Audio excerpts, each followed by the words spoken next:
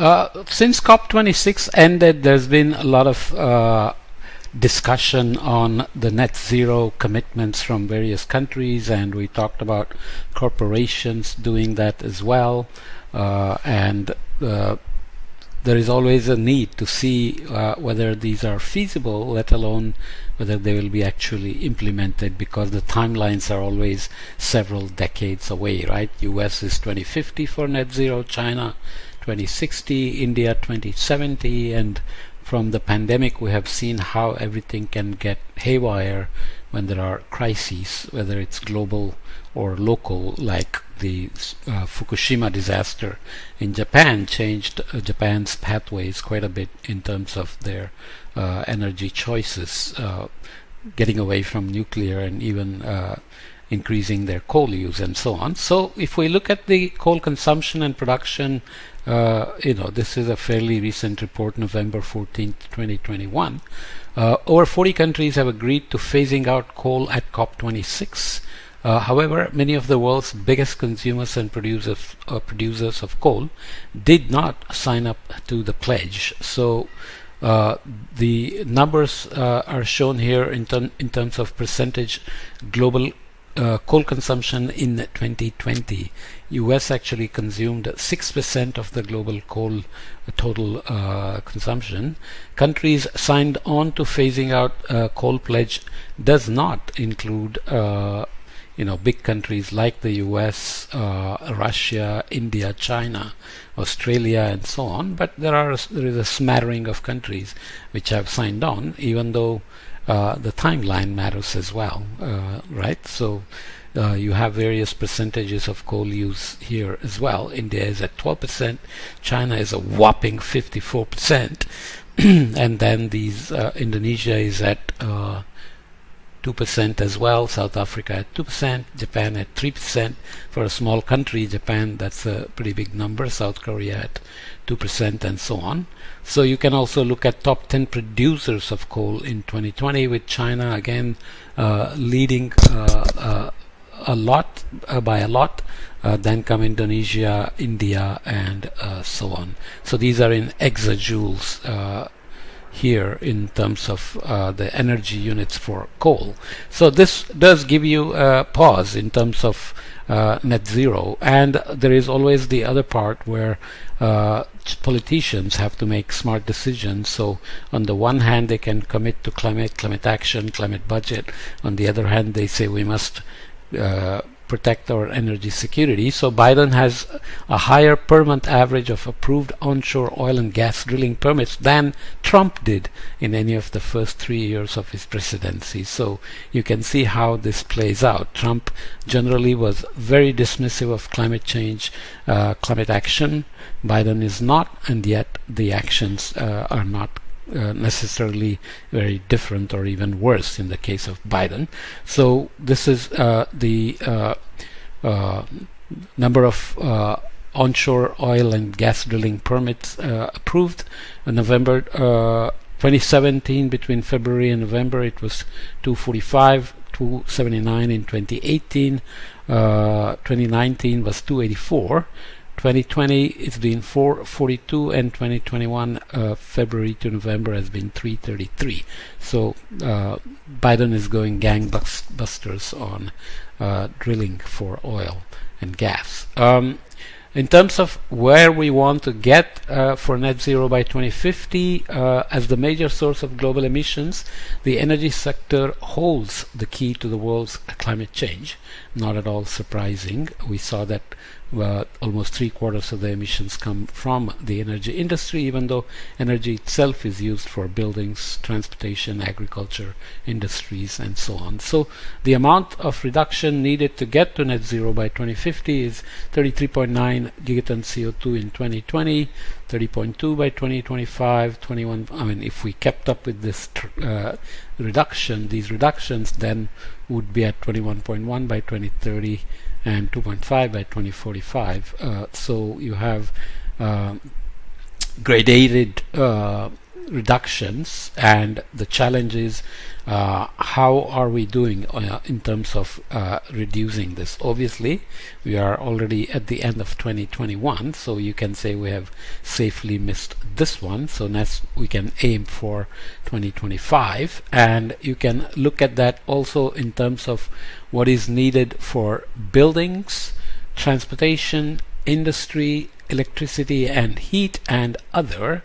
So these are numbers going from 33.9 gigaton CO2 that we mentioned in 2020 to getting some carbon capture and sequestration by 2040 in the 2030s itself. And you can see the numbers for buildings in terms of the circles, so the magnitudes, you can see the scales here. So industries, transportation is a big one, and electricity and heat are the biggest, as we said. So this is what is referred to as a tall order. So 2021, no new oil and gas fields approved for development, no new coal mines or mine extensions. World has just 3 decades to bring energy related carbon dioxide emissions to net zero and have a fighting chance of limiting global temperature rise to 1.5 degrees C, which I think pretty much is unrealistic at this point.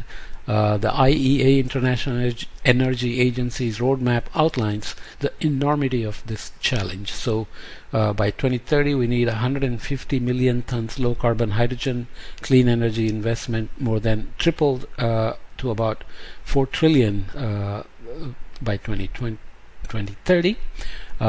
2035, 4 gigatons CO2 captured. 2045, 435 million tons low carbon hydrogen, natural gas demand half of 2020 levels. By 2050, 7.6 gigatons CO2 captured to get to net zero. So the fact that carbon capture, utilization and sequestration are considered indispensable is also worrying, because right now we are not on track to having anything that is scalable to a large enough drawdown of carbon in terms of direct air capture. Okay, so that's something also that has to be kept in mind. But nonetheless, since we are on solutions here and we want to be optimistic, there is promising progress ahead of COP26. The world has made progress towards net zero. So percentage of emissions covered by net zero in Q1 of 2020 it was 30%. By 21 it's 73%. Countries with proposed or agreed net zero commitments went from 21 to 131. Companies with net zero commitments went from 992 to 3067. Growth in ESG, which is environmental, social and governance investing, so fund flows, went from 45 billion in 2020 of Q1 of 2020 to 185 billion by 2021. So companies supporting task force on climate related financial disclosures has gone up 1,000 to 2,300. Countries committed to implementing the task force on climate related financial disclosure has gone from 0 to 45, including G7 commitments. So this is a market cap of 25 trillion from 86 countries, so industries from companies from 86 countries with 25 trillion market cap. Central banks in NGFS, which is the network for greening the financial system, went from 50 to 91 from countries representing 82% of the emissions. So majority of the emitting countries have committed to NGFS. Financial commitments to net zero through GFANZ, which is the Glasgow Financial Alliance for Net Zero, went from 5 trillion to 80 trillion, with over 250 firms across the financial sector. GFANZ is the gold standard for net zero commitments. If you walk the walk and talk the talk and put the money down, then obviously that's commitment, right? So here is the map of net zero pledges. More than 137 countries have committed to net zero. India and Nigeria were the latest nations to make the pledge at COP26, with India expecting to reach the target by 2070. Okay, so here are the various target dates. Some have achieved, but that can be a bit misleading. They are tiny countries with very little emissions anyways. So 2030, one in Africa, which is very encouraging. 2035 up here, which is very encouraging. 2045 in Europe. 2050, lots of them. 2060, China and Russia. 2070, India. So many countries remain with no targets yet. But overall, let's just leave it saying we are actually seeing plenty of action and some commitments with reasons to be optimistic about net zero. How much of that will be accomplished, how much will be missed, and what that would mean in terms of total emissions and the warming are critical still. So if you miss 1.5, are you going to be below 2? If you miss 2, how high are you going to be above that? And what trajectory you are on in terms of coming down from the targets that have been exceeded, okay? And for how long? So if you exceed 1.5 degrees, how many years, how many decades? If you exceed 2, how many years, and how quickly are we going to come back?